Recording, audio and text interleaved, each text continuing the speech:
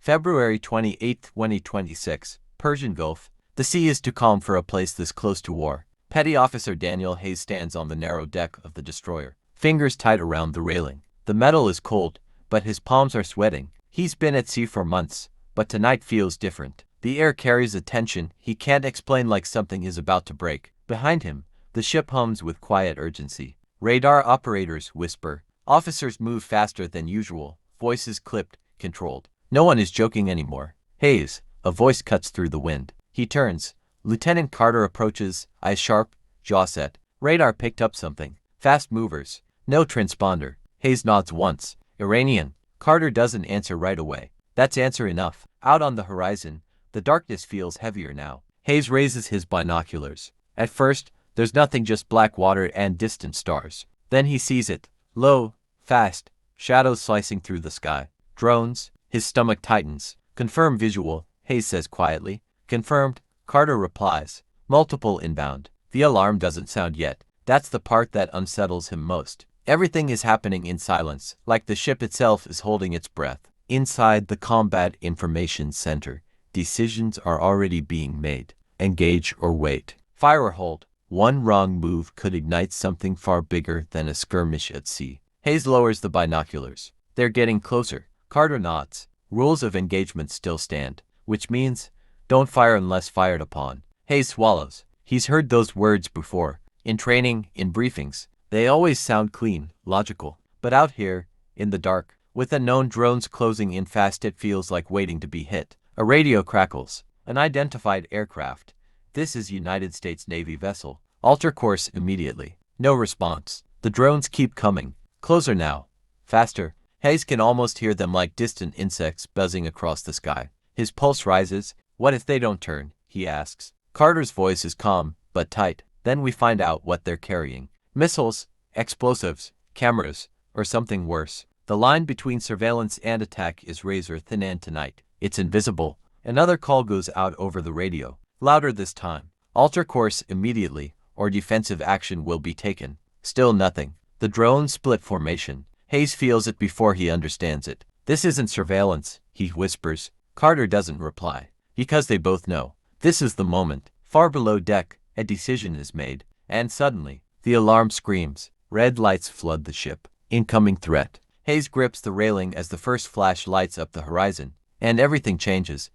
The first explosion doesn't hit them. It tears the water apart. Just off the starboard side, an eruption of fire. And salt that rises like a wall. Against the night. The shockwave slams into the hull, a deep metallic thud that Hayes feels in his chest before he hears it. Brace. Someone shouts. Too late. The ship lurches hard. Hayes loses his footing, crashing against the railing as a second blast flashes closer to close. The calm sea is gone now, replaced by violent, churning chaos. Multiple impacts, echoes over the intercom. Hayes pulls himself up, ears ringing. The drones are no longer shadows. Now he sees them clearly, small, fast, and deliberate. They dive low over the water, adjusting, circling like predators testing their prey. CIWS online. A voice yells from somewhere behind him. The ship answers. A thunderous roar splits the air as the close-in weapon system opens fire. Tracers rip across the sky in a stream of glowing fury, stitching the darkness with lethal precision.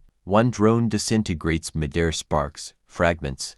Gone. But more keep coming. Hayes grips his helmet tighter. They're not stopping, he mutters. Lieutenant Carter is already on the radio, voice sharp, controlled. All stations, this is not a drill. Repeat, this is not a drill. Weapons free, weapons free. The words land heavy. That invisible line, they've just crossed it. Another drone slips through the defensive fire. Hayes tracks it with his eyes, heart hammering. Port side, the explosion hits this time. A violent crack splits the ship. Flames burst upward, orange and hungry. The deck shudders beneath Hayes' boots, and for a second, he thinks the entire vessel might tear apart. Smoke pours into the night. Somewhere below, men are screaming. Hayes freezes just for a moment. Training says move, react, fight. But instinct says something else. This is real. This is war. Hayes. Carter grabs him, pulling him back to the moment. We need damage control now. Hayes nods, forcing his legs to move. They sprint across the deck, ducking as another burst of gunfire rips overhead. The air smells like burning metal and fuel. He glances back once. The sea is alive with fire. Drones still circle, relentless. And then he sees something worse. Far out on the horizon beyond the chaos, faint lights flicker. Not drones. Larger. Ships. His breath catches. "Lieutenant," Hayes says, voice low. Carter follows his gaze. For a second, neither man speaks, because they both understand exactly what it means. This wasn't a random attack. This was planned, coordinated, and somewhere out there, beyond the burning water and shattered silence, someone just opened the door to a much bigger war. The fire is spreading faster than the crew can contain it. Hayes pushes through thick black smoke, every breath burning his throat. The corridor below deck is barely visible, just flickers of emergency lights cutting through the haze. The ship groans around him, metal under stress, alive with damage. "Move, move," a sailor shouts, dragging a hose line forward. Hayes grabs the line without hesitation. Training takes over now, no room left for fear. Together, they force their way toward the flames licking out of a ruptured bulkhead. Compartment breached. Someone yells. The spray hits the fire, steam exploding outward, blinding and hot. Hayes flinches but holds his ground. He can hear it now, voices from the other side of the twisted metal. "Men trapped. Get that open," Carter orders, appearing through the smoke like a ghost. Two sailors rush forward with cutting tools. Sparks burst as they slice into the warped steel. Every second feels stretched thin because above them, the attack is still happening. Distant gunfire rattles through the hull. Another impact shakes the ship. The lights flicker. Hayes clenches his jaw. "Hurry up." The metal finally gives way with a screech. They pulled the opening wide enough to drag bodies through. The first man out isn't moving. The second is screaming. Hayes grabs him under the arms, pulling him clear. The man's uniform is scorched, hands burned raw. His eyes are wide with shock. They came out of nowhere. He gasps. Hayes doesn't answer. He just keeps moving, because there's no time to process it. Not yet. Another sailor stumbles out, coughing violently. Then another. And then silence. Hayes looks into the blackened compartment. "Anyone else?" he calls. No response. Carter steps beside him, face grim. "That's it. Seal it." Hayes hesitates for half a second, just enough to feel it. There are still men in there, but the fire is spreading. If they don't seal the compartment, the entire ship could go. His hands shake slightly as he reaches for the hatch control. This is the part they never talk about. The decisions you have to live with. He slams it shut. The heavy door seals with a final, echoing clang. For a moment, everything feels quiet. Then the intercom crackles again. All stations, new contacts confirmed. Multiple fast attack craft approaching. Repeat surface threats inbound. Hayes looks up sharply. "That's not drones," he says. Carter nods once. "No, it's the second wave." Hayes feels something shift inside him. The attack above wasn't the main strike. It was just the beginning. The ship shudders again as engines surge, trying to maneuver. Outside, the battle is changing, expanding. Hayes grabs his gear tighter, because now it's not just about surviving the fire. It's about surviving what's coming next. And out there, cutting through the burning sea, the real enemy is finally closing in. The heat fades behind them, but the danger doesn't. Hayes climbs back onto the open deck, lungs pulling in cold night air mixed with smoke and fuel. The sky is no longer dark, it's alive with flashes of gunfire and burning, debris drifting down like ash. But what stops him cold is the horizon. They're closer now. Fast attack boats low. Narrow silhouettes cutting through the water at high speed. No lights, no hesitation, just black shapes racing toward them. "Range," Hayes calls out, 2,000 yards and closing. A crewman answers, "That's too close." Way too close. The destroyer shifts hard to port, engines roaring beneath the chaos. The deck tilts just enough to throw off balance, but Hayes steadies himself. Eyes locked on the incoming threat. "They're not slowing down," he says. Carter steps beside him, lifting binoculars. They don't plan to. Through the lenses, the truth becomes clear. Each boat is loaded, weapons mounted forward, figures hunched low behind shields, and at least one Hayes squints back heavier than the rest. "Explosives. Suicide craft," he mutters. Carter lowers the binoculars slowly. "Looks like it." A silence passes between them, not of calm, but of realization. This isn't just an attack. It's a message. Before Hayes can speak, the command cuts through the chaos. "Engage all surface targets." The ship erupts again. Deck guns thunder to life, sending shockwaves through the steel beneath their feet. Tracers streak low across the water, skipping and slamming into the incoming boats. One erupts into flame, spinning violently before disappearing beneath the waves. But the others don't stop. They weave, they adapt, they keep coming. Why aren't they breaking? Hayes shouts over the noise. "Because they don't need to survive." Carter fires back. Another boat closes the distance fast, erratic. Gunfire tears into it, but it doesn't slow. Too close? Someone screams. Hayes watches. For frozen for a split second as the boat charges straight toward the ship's hull. Impact. The explosion is blinding. A deafening roar tears through the night as fire and water explode upward, slamming into the side of the destroyer. The shockwave throws Hayes off his feet, sending him crashing hard onto the deck. For a moment he hears nothing, just a high-pitched ringing. The world spins. Smoke. Fire. Shouting distant, muffled. He forces himself up, vision blurred. The deck is chaos now. Flames spread across twisted metal. Men are down. Some aren't moving. Hayes stumbles forward, heart pounding, and then he sees it. A massive tear in the hull. Water rushing in. Flooding. A voice cries out. Carter appears again, blood running down his forehead but his voice still steady. They hit us hard. Hayes stares at the damage, chest tightening. How long do we have? Carter doesn't answer right away, because he doesn't know. And out beyond the fire, beyond the wreckage, more boats are still coming.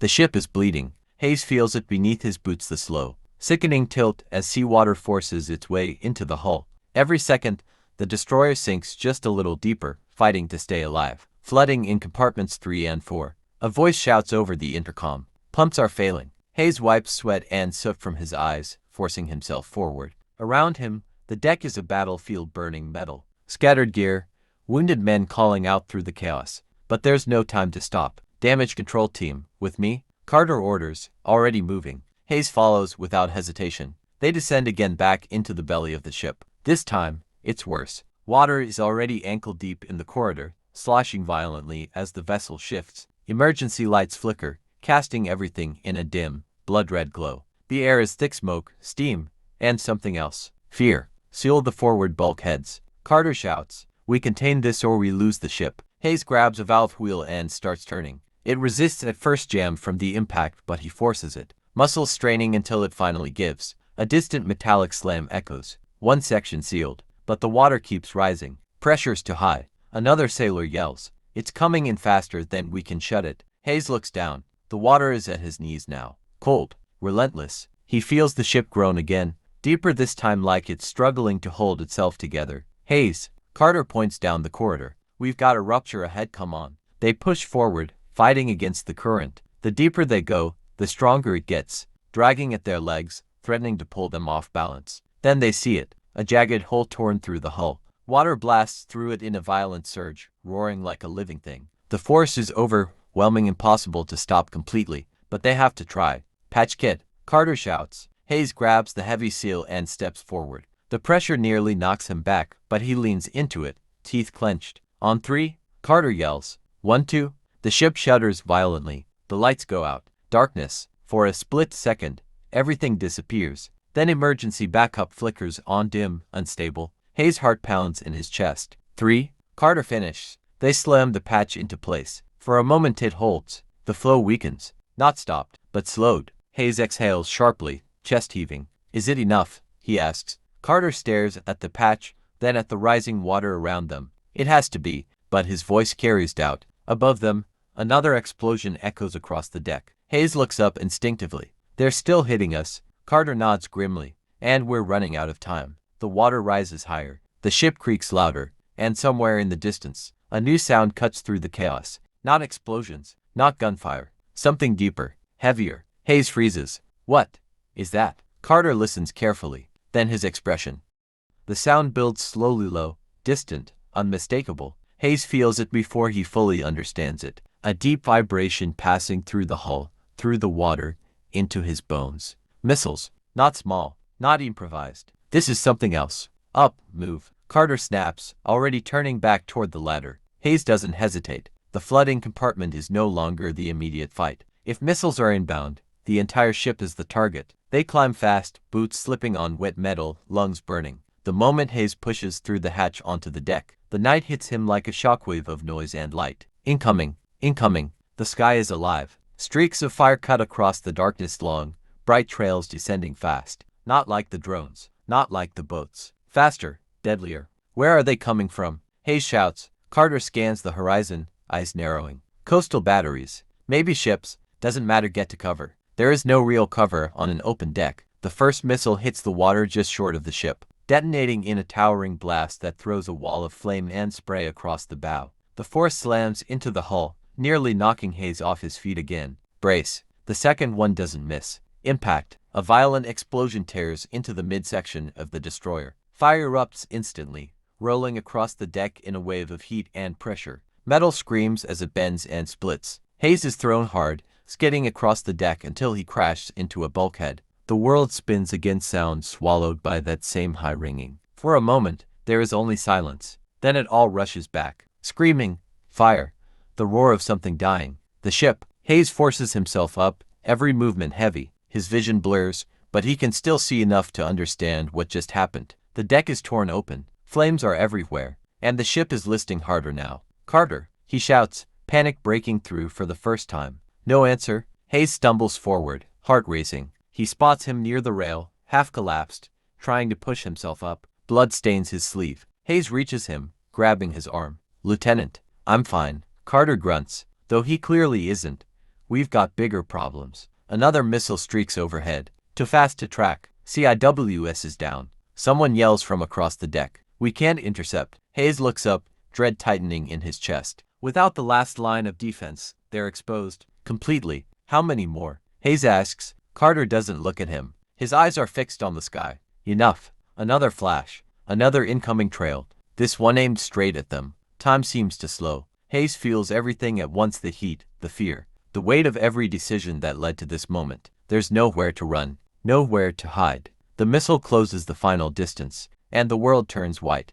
The light fades. Slowly, pain comes first. A deep, crushing weight pressing against Hayes' chest, dragging him back into the world. His ears ring, his vision flickers, and for a moment, he doesn't know where he is. Then the smell hits him. Burning fuel, melted metal, salt water. Memory slams back. The missile, the impact, the war. Hayes coughs hard, rolling onto his side. The deck beneath him is barely recognizable, twisted, blackened, slick with water and all. Fires still burn, but weaker now, struggling against the wind and the sea spray washing over them. The ship is dying. He pushes himself up, every muscle protesting. His head spins, but he forces his eyes to focus. Carter, he rasps. No answer. Fear cuts sharper than the pain. Hayes staggers forward through the wreckage, stepping over debris. Over bodies, some moving, some not. Every face he sees burns into his mind, but he keeps going. He has to find him. A groan pulls his attention to the side. A sailor pinned beneath a collapsed section of metal.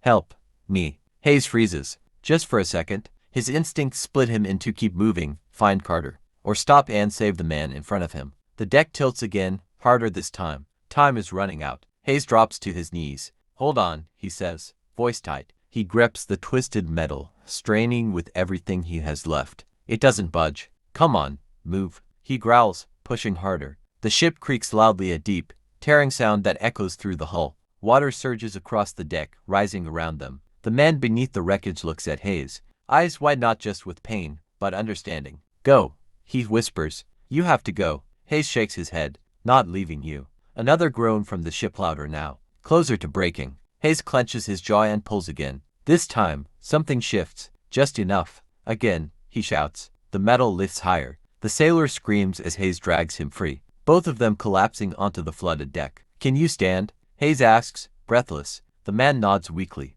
Then move. They stagger together, step by step through the chaos. Hayes, the voice cuts through everything. Carter, alive. Hayes looks up sharply. Carter stands near what's left of the command section, barely holding himself upright but still directing what remains of the crew. Abandon ship preparations. Carter shouts. We can't hold her. The words hit hard. Abandon ship. This is it. Hayes feels the weight of it settle deep in his chest. They didn't just lose the fight. They lost the ship. Another explosion sounds in the distance, not from them. From the horizon. Hayes turns instinctively. Through smoke and fire, he sees it. More ships. Not theirs. And beyond them, faint flashes lighting up the coastline. This isn't over. Not even close. Carter meets Hayes' eyes across the wreckage. We weren't the target, he says, voice low, grim. Hayes feels a chill run through him. Then what was? Carter doesn't answer.